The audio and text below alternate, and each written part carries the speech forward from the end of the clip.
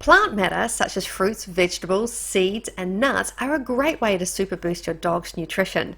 Now, using the colour of the rainbow is a great way to start out, but we actually need to break down the cell walls of these plants to make them as bioavailable as possible. So we're going to look at some of the tips and tricks now. When feeding vegetables to your dog, they will need to be cooked or finely chopped to make them as bioavailable as possible. Starchy vegetables will need to be cooked, such as pumpkin, sweet potato, and some of these other examples. A blender or a stick mixer are fast and easy ways to break down the cell wall to make the nutrients as bioavailable as possible.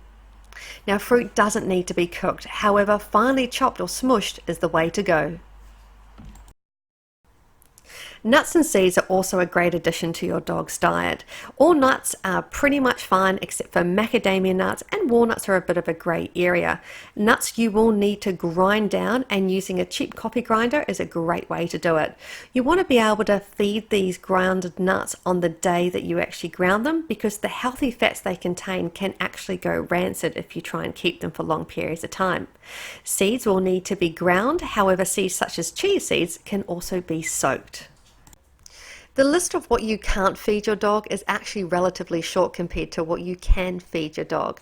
The main things that you want to stay away from are things within the onion family, such as onions, leeks, and chives. However, there is one piece in that family that you can feed, and that is garlic. Garlic was thought to be unsafe for dogs because people misinterpreted a study where they used garlic extract versus actual garlic. So the amount of garlic you would need to feed would be huge in terms of what would be unsafe, and it would be at a level that you wouldn't actually get a dog to be able to consume.